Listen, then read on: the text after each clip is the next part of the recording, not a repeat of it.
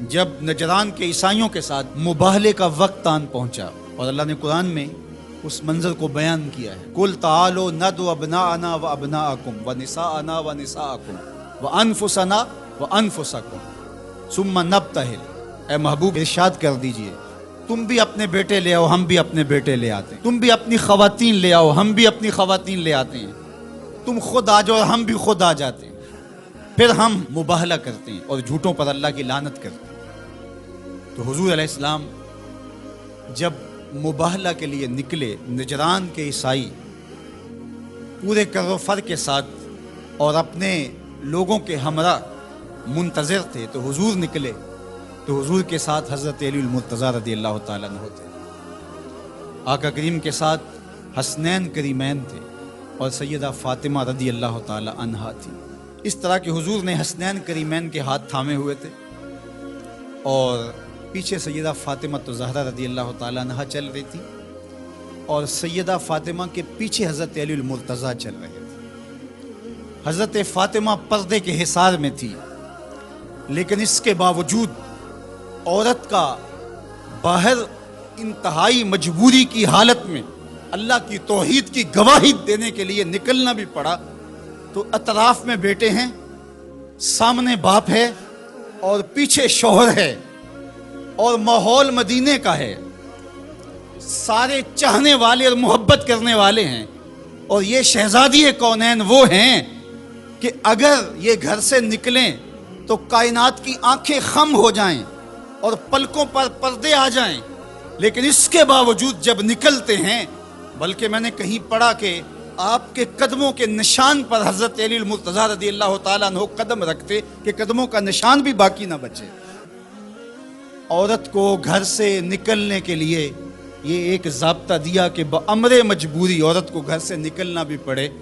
تو اس کو اپنے محرم کے ساتھ کس احتیاط سے نکلنا پڑے گا۔ اللہ اکبر! یہ ملکوتی قافلہ، یہ تقدس مآب قافلہ جو 5 نفوس پر مشتمل تھا، جس پر میرے حضور نے ارشاد فرمایا اللہم ہؤلاء اہلی، اللہ یہ ہیں میرے اہل، یہ ہیں میرے گھر والے۔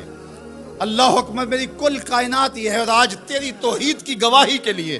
سچائی کی گواہی کے لیے، مباہلے کے لیے لے کر کے پیش ہو رہا ہوں۔ اللہ اکبر! اب جب مباہلے کا وقت آیا اور ان لوگوں کو دیکھا تو ان کا جو بڑا پادری تھا اس نے اپنے سارے پادریوں کو مخاطب کر کے کہا واللہ میں وہ چہرے دیکھ رہا ہوں، اگر یہ کہیں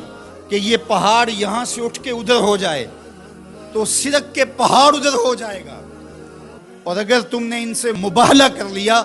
تو میں یہ یقین رکھتا ہوں کہ کوئی عیسائی باقی نہیں رہے گا،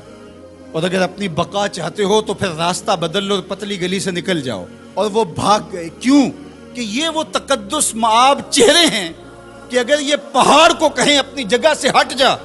تو پہاڑ بھی ہٹ جائے گا، ہمالیہ بھی اپنی جگہ سے سرک جائے گا، اور انہوں نے اگر بد دعا بول دی تو تمہارا نشان نہیں رہے گا اور تمہاری نسل باقی نہیں رہے گی۔ میرے ان جملوں پر اور میری اس گفتگو پر تھوڑی دیر ٹھہر جائیں۔ انہوں نے کہا کہ اگر انہوں نے بد دعا بول دی تو کوئی عیسائی موجود نہیں رہے گا، اور انہوں نے آل رسول کا حیا کرتے ہوئے مباہلے سے پسپائی اختیار کر لی۔ آج دنیا کے جس خطے میں بھی آپ چلے جائیں، آپ کو جیسے بھی عیسائی ضرور ملیں گے، ان کا مذہب جس صورت میں بھی ہے بہرحال موجود ملے گا، لیکن جنہوں نے حیا نہیں کیا اس یزید کی نسل آپ کو کہیں بھی نہیں ملے گی، اس شمر کی اولاد آپ کو کہیں نہیں ملے گی، ابن زیاد کی نسل آپ کو کہیں نہیں ملے گی۔ میں نے تو دنیا گھومی ہے، مجھے آج تک کوئی شخص نہیں ملا جس نے کہا میں یزید کی اولاد سے، آج تک کوئی شخص نہیں ملا جس نے کہا کہ میں اتنی پشتوں میں جا کے خولی سے ملتا ہوں، کسی نے یہ نہیں کہا کہ میں شمر کے نسب سے تعلق رکھتا ہوں، لیکن کائنات کے جس کونے میں گیا ہوں کسی نے کہا میں موسیٰ کاظم کی اولاد سے ہوں،